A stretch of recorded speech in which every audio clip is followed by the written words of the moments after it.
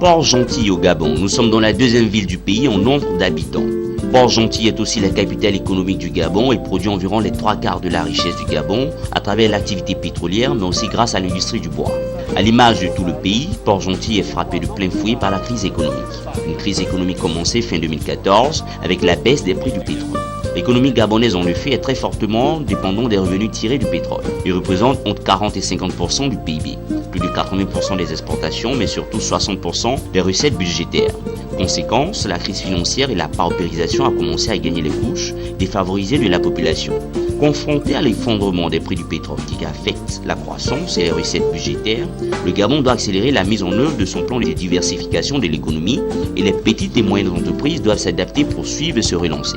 C'est ce qui justifie l'organisation à Port-Gentil de la première édition des Journées des PME. Journées qui se sont tenues les 6 et 7 mai 2016 à la salle de conférence municipale de Port-Gentil.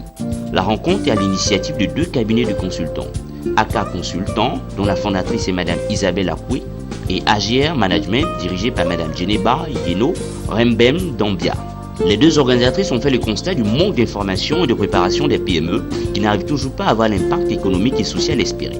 À cela s'ajoute la crise économique traversée par le Gabon. Une crise qui a rendu les clients des PME frileux, ce qui a ralenti fortement les démarches commerciales ainsi que les initiatives d'investissement dans l'amélioration des compétences. Le concept donc de ces journées est de rassembler sur une même plateforme les porteurs de projets, les PME et les partenaires clés qui participent pleinement à la vie des entreprises. Les administrations et les institutions de la République du Gabon ont entretenu les participants. Il s'agit du Centre de développement des entreprises, le greffe commercial du tribunal de première instance de Port-Gentil, la Direction générale de la consommation et de la concurrence, la Caisse nationale de sécurité sociale, la Direction provinciale de l'inspection du travail, la Direction générale du commerce, des PME et de l'artisanat, et enfin la Direction générale des impôts. Lorsqu'on organise des journées comme celle-ci et que vous y prenez part, changez de paradigme et la façon d'appréhender votre approche entrepreneuriale. L'accompagnement ne signifie pas forcément que quelqu'un va tout faire pour moi. Le partenariat ne signifie pas forcément que je n'ai pas d'efforts à fournir. Pour être le premier, pour être entrepreneur en temps de crise et pour aller en haut de la montagne, il faut avoir les bottes de sécurité, le harnais, la ceinture, le pic, et ça ne se fait pas en un seul jour. Donc c'est à nous d'aller au-delà. Donc dans la notion de partenariat, par exemple avec les impôts, ce n'est pas forcément ce qu'ils font pour moi, c'est la collaboration qu'il y a parce que j'ai la contribution que je dois apporter à l'État. Et les impôts m'accompagnent et en ce sens, nous sommes vraiment partenaires. Toute agence qui contrôle, qui régule, quand on parle de la direction provinciale du travail et qu'on dit inspection, ça fait peur. Non. Tout ce qui inspecte, tout ce qui contrôle, tout ce qui régule est partenaire, parce que ce sont des garde-fous qui nous permettent de nous assurer que nous restons bien sur la ligne, sur le chemin qui va nous mener vers la réussite de l'entrepreneuriat. La relation entre vous et l'État est basée sur le contrat social. Il y a d'ailleurs une cohésion de fonction. Et sur la base de ce contrat social, l'ensemble de ces administrations sont là justement pour mettre ces garde-fous, comme Isabelle parlait tout à l'heure. L'impôt met des garde-fous, le ministère du Commerce met des garde-fous, la concurrence et le commerce met des garde-fous, la délégation du travail met des garde-fous.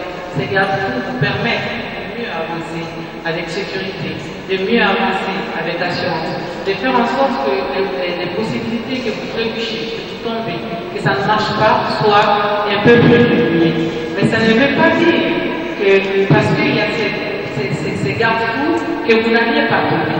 Ça ne veut pas dire que ça va être facile parce qu'il y a des garde-fous. Ça ne veut pas dire que ça va se faire comme sur le route. L'entrepreneuriat, c'est aussi ça.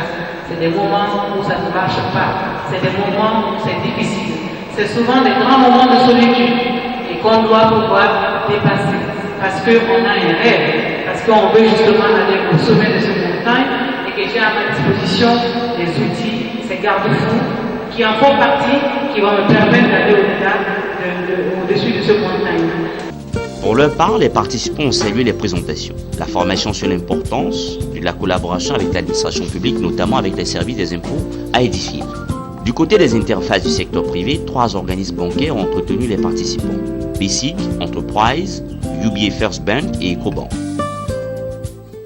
L'échange a été enrichissant parce que bon nombre de partenaires éprouvent des difficultés pour pouvoir s'adresser aux banques afin d'obtenir des financements.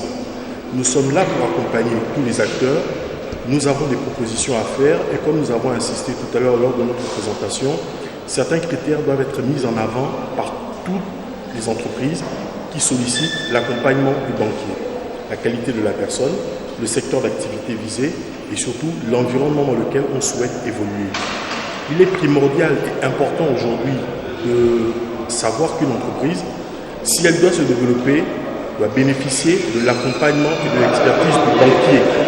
Parce que le banquier n'est pas seulement là pour prêter de l'argent, mais le banquier a aussi un rôle de conseiller parce que le banquier contribue à sa façon, grâce à sa technicité et son expertise, à la vision de l'entreprise.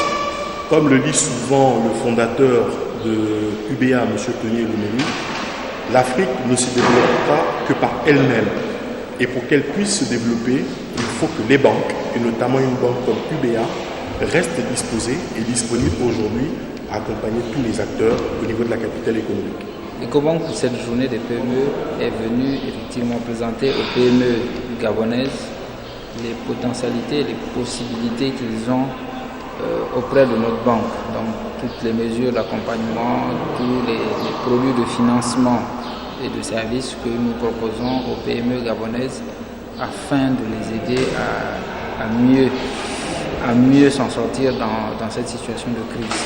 Et surtout à amener les PME gabonaises à avoir une vision sur le long terme, une vision de leur activité, avoir avec eux à les aider à atteindre leurs objectifs. Le cabinet Agir Management, pour sa part, s'est appesanti sur la définition de la stratégie d'entreprise, sans laquelle aucune organisation ne peut prétendre surmonter la crise économique traversée par le Gabon.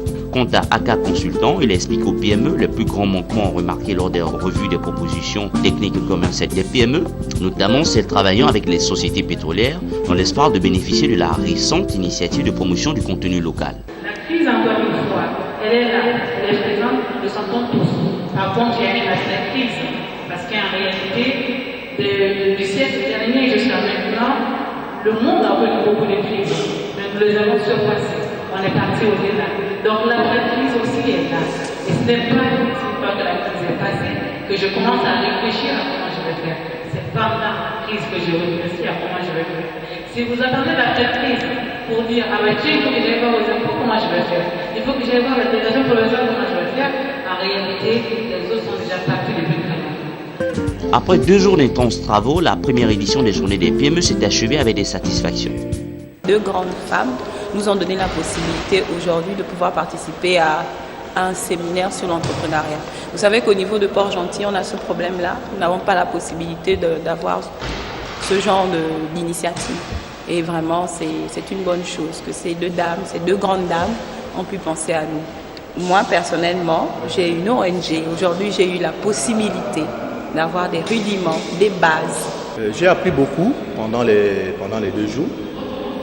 Ça m'a permis de rencontrer d'autres promoteurs économiques et nous avons partagé des connaissances, des choses que nous n'avions pas, que nous ne savions pas. Et ça nous permet au moins de se positionner en tant que jeunes promoteurs économiques et de savoir que travailler en collaboration avec l'État, c'est important. Comme disait un monsieur, qui paye ses impôts est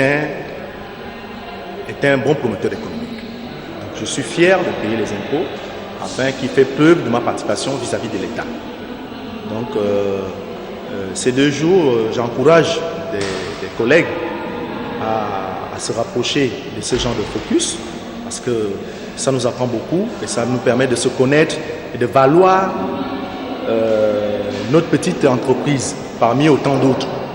Parce que si tu es caché, on ne peut pas te connaître. Donc la moindre chose, c'est que participe à chaque conférence et tu te fais connaître auprès des autres. L'impression que j'en garde est très positive. Elles ont été inspirantes. Les débats ont été inspirants. Et j'ai trouvé en fait que ça part surtout d'une approche très généreuse, celle d'aider vraiment des personnes qui ont des projets viables vraiment à réaliser ces projets à court, moyen et long terme. Pour ma part, j'ai été surtout inspirée et admirative à l'égard des organisatrices qui ont vraiment donné le meilleur d'elles-mêmes pour motiver motiver les entrepreneurs présents et surtout leur ouvrir des perspectives quant au développement de leur structure. Il est bon de rappeler que les premières journées des PME ont été organisées par 2 cabinets de consultants. AK Consultante, dont la fondatrice est Mme Isabelle Akoui, et Agir Management, dirigé par Mme Jenny Bayeno, Rembem Dambia. Rendez-vous est donné aux PME pour la seconde édition qui promet de toucher au mieux les problématiques qui touchent à la vie des petites et moyennes entreprises du Gabon.